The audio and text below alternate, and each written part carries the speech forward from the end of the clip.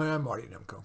Many lists of self-help books are of all-time bests. For example, Atomic Habits, How to Win Friends and Influence People, and The 7 Habits of Highly Effective People.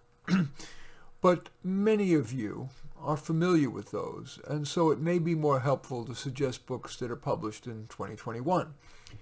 These are not just books that I like, but they're lauded by others. Their average rating among Amazon purchases is roughly 4.5 stars out of 5. The first one is How to Change, subtitle, The Science of Getting from Where You Are to Where You Want to Be. This anecdote-rich, slim volume is written by Katie Milkman, who co-directs the Behavior Change for Good initiative at the University of Pennsylvania. I particularly like two of the suggestions in the book. One, that mentoring is a great way to improve your own performance.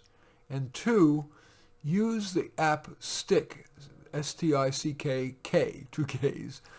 Here's how that works. If you don't achieve your goal by the deadline that you set, the amount of money that you have committed goes to the friend or organization of your choice.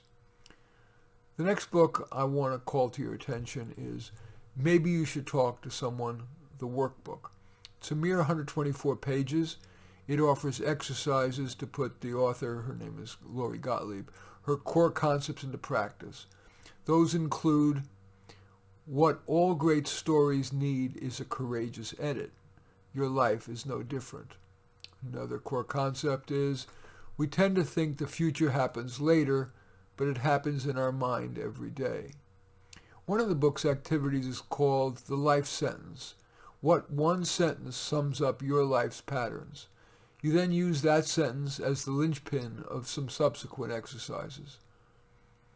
The book also includes many writing, journalism prompts that can, if you wish, take you deep. The next book on this list is The Comfort Book. This is for the troubled person who likes upbeat nuggets. It's basically just the author's notes from the past few years. 4 of its clever statements. Sometimes you don't need to leave the forest, just learn to live in it. We aren't always at the world's mercy. Our mind might make prisons, but it also gives us keys. And the hardest question I'm ever asked is, how do you stay alive when you don't have a life? You stay alive for other versions of you. For other people, yes, but also for the people you will be.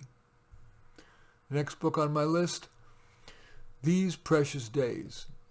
Novelist Ann Patchett, who wrote a well-regarded novel called Bel Canto, penned that collection of essays about friendship, love, family, and loss. I'm a fan of the short form such as the essay, especially if the writing is crystalline, as is this collection. Next, Miracle and Wonder, Conversations with Paul Simon. Who's conversing with Paul Simon? Malcolm Gladwell, the author of Blink and Talking to Strangers.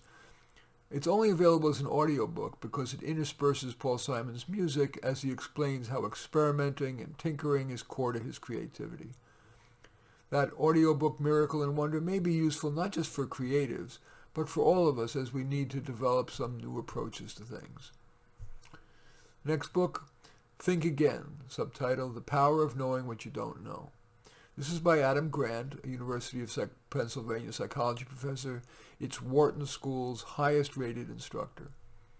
The book helps us realize when we should be less sure that we're right, and how to replace our existing beliefs with new and improved, or at least more nuanced beliefs. Grant urges us to seek out and then be truly open to thoughtful people with opinions different from our own. He even suggests that we invite such people to argue against our positions. That's tough advice, but he and I agree that that's key to personal and professional growth. Next, the book What Happened to You? This is by Oprah Winfrey in conversation with psychiatrist Dr. Bruce Perry. It'll be valued by people who want to additionally process their past traumas and by people who want to better understand other people who wish to do so. Next book is Beyond Order, subtitled 12 More Rules for Life. Harvard and University of Toronto psychology professor Jordan Peterson, while controversial for his lamentations about political correctness, weaves psychology, religion, and philosophy into thoughtful life advice in this book. It's especially relevant to people who tend to have an external locus of control. That means they tend to externalize responsibility for things. And even more relevant if they have a substance abuse problem, which is something that Peterson candidly admits that he's struggled with. And finally, the final book on this list is 4,000 Weeks, Time Management for Mortals. Maybe surprising given the book's title, the book encourages us to do less, to prioritize and then leave space to savor the moment. The author, Oliver Burkeman, makes the case that less is more. I'm not so sure that everyone should follow that. Sometimes more is more. In any event, I do thank you for watching. I'm Marty Nemko. I welcome your thumbs up and accept your thumbs down. I always look forward to your comments and especially like it if you hit the share button below. Share on your social media so that my efforts can have broader impact. And I am flattered if you choose to subscribe to my channel. In any event, I do thank you for watching. I am Marty Nemko.